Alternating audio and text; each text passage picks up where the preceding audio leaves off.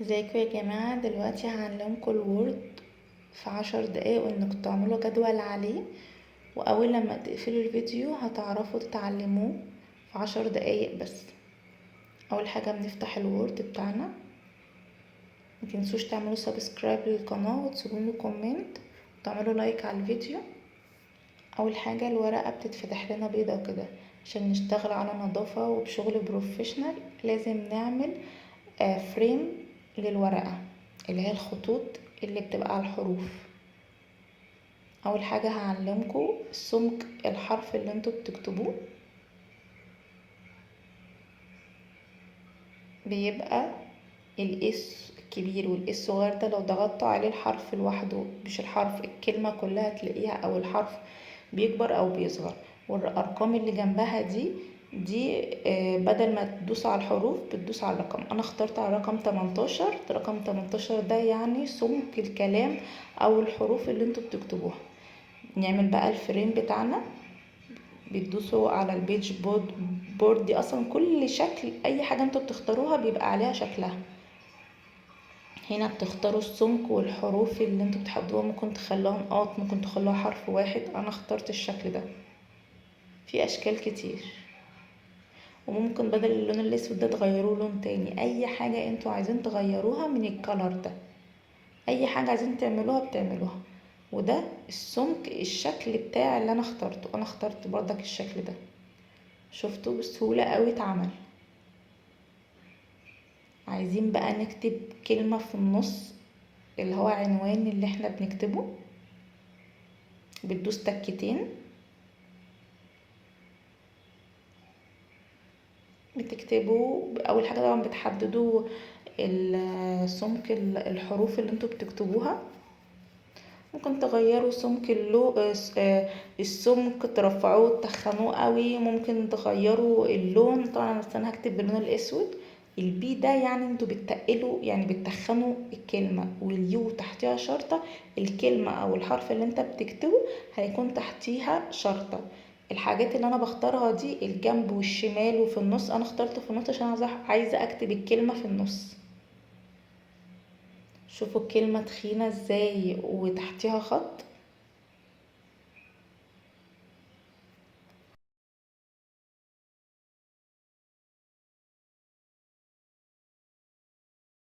وبعد ما نخلص بندوس تكتين برا.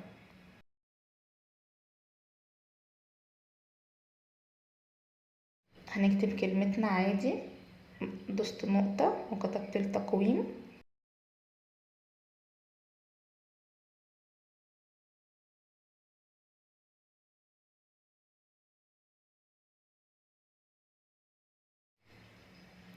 في حاجة يا بنات، لو عايزين تعملوا مثلا كتبتوا حاجة او عملتوا حاجة عايزين ترجعوها تاني، هقول لكم بترجعوها ازاي. اللي انا دوست عليها دي طريقة الخط اللي بتتكتب، في بالرقعة، في المشبك. كل طرق الخط اللي في الدنيا كلها هتلاقوها هنا. بتختاروا اي طريقة عايزين تكتبوا بيها. لو عملتوا خطوة مسحتوها عايزين ترجعوها تاني، عملتوا اي حاجة هقول لكم بترجعوها ازاي. انا دلوقتي اخر خطوة عملتها، كتبت كلمة التقويم. في سهم فوق خالص جنب شكل عامل زي الديسكتوب، دوست عليها. بصوا هتلاقوا الكلمة اتمسحت، وفي سهم هتلاقيه ظهر جنبه بيرجعها تاني. يعني كل حاجة بتعملوها بتبقى محفوظة. وده شكل الديسكتوب. لو عايزين تسيبوا اللي انتوا عملتوه بتضغطوا عليه هيفتح لكم المربع ده، بتكتبوا اسم الفايل اللي انتوا عايزين تسموه اللي انتوا بتكتبوه، بتدوسوا سيف وبعد كده يكون اتسيف خلاص.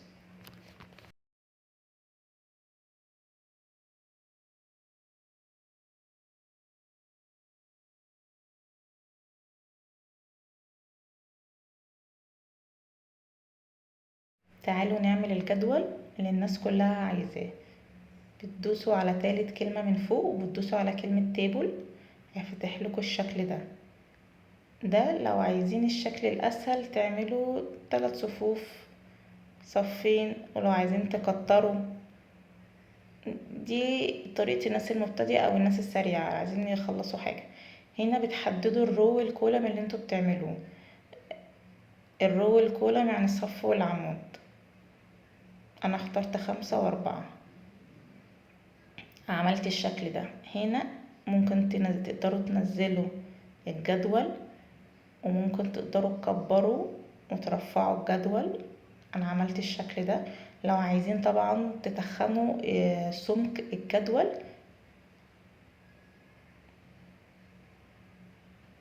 بتدوسوا هنا هيتفتح لكم قلم.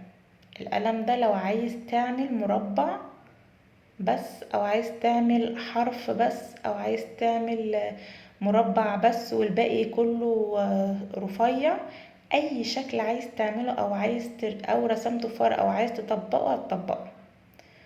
وفي جنب القلم في حاجه على شكل استيكه، تضغط عليها.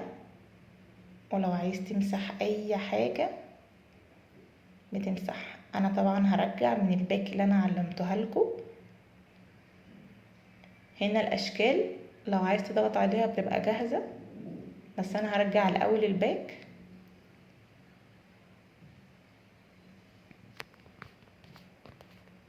رجعت كل اللي انا عملته،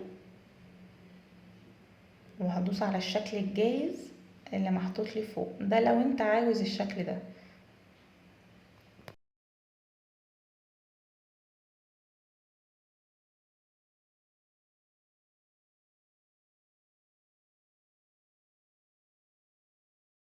انتوا هتلاقوا الاشكال دي في كلمة ديزاين من فوق. هدوس عليه وارجعه تاني.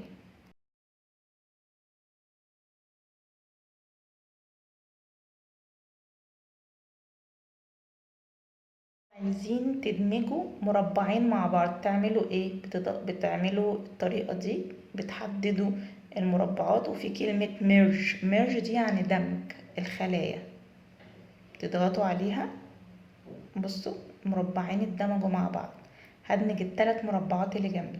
وفي طريقة لو في مثلا عايزين تزودوا صف او عمود وانتوا خلاص عملتوا الجدول وكتبتوا، هتقولوا ايه ده، هو انا همسح كل ده؟ لا، انتوا هتضغطوا على المكان اللي انتوا عايزين تزودوا عليه وهيزيد. بتدوسوا على كلمة انترست. بتضغطوا عايزين تزودوا كولم ولا عمود. انا هزود صف اللي هو بيبقى بالعرض ده. بصوا لو لاحظتوا ان في صف زاد. انا عايزه ازود عمود دلوقتي، زودت عمود. عايزه ادمجه مع اللي انا دمجته. بصوا بتضغطوا على اللي انتوا عايزينه وتشدوا الحته اللي انتوا عايزينها وتدوسوا على ميرج هتلاقي الدمج.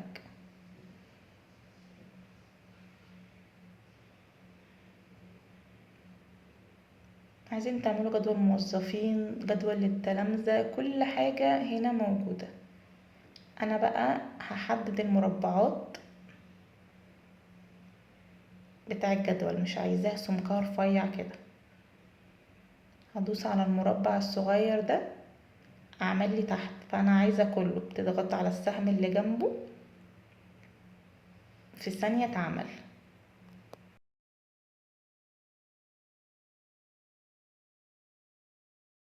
انا دلوقتي هكتب جوه المربع، هكتب كلمة الاول بس بقى هحدد الكلمة انا عايزاها في النص.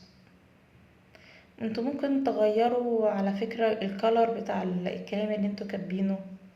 هخليه لون احمر وهكتب كلمة الاول وهي على جنب كده. انا مش عايزاها على جنب، انا عايزاها في النص. هعمل شادو على الكلمة واستنى وادوس على ده. بصوا جه في النص. عايزة اكبر الكلمة، هعمل شادو الاول على الكلمة وهفضل اضغط اضغط اضغط على الحرف الايه كابيتال. بصوا وعايزة اتخن الكلمة. الكلمة تخنت ولونتها باللون الاحمر. بصوا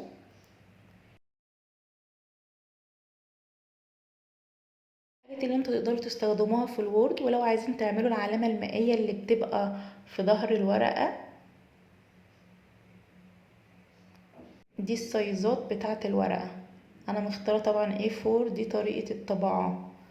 هنا لو عايز ورقة كبيرة، ورقة صغيرة تطلع لك، ورقة اطول، دي السايزات.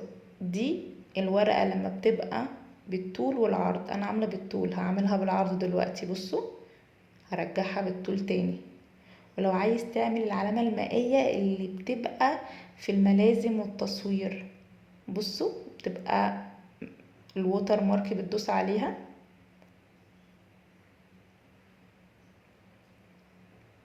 لو عايز تكتب الكلمة بالطول بالعرض، لو عايزين تحطوا صورة حد في العلامة المائية، بصوا الاشكال دي كلها، وممكن تغيروا الكلام اللي جوه كمان.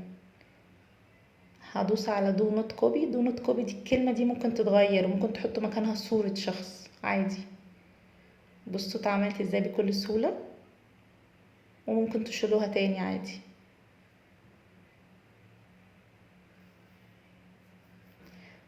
ولو عايزين تعملوا كفر، لو مثلا بتعملوا ملزمة، عايزين تعملوا كفر للورق، في ديزاينات وحاجات برضك موجودة.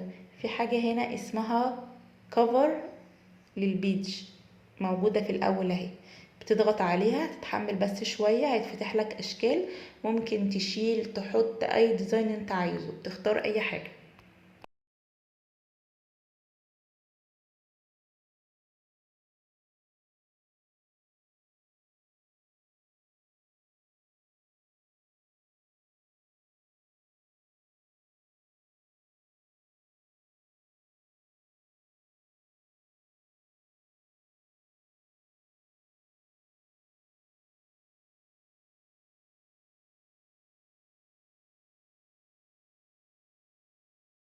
ولو عايزين تغيروا لون الورقة، تخلوها لون احمر، لون بينك، انا هحط لون بيج من كلمة بيج كلر.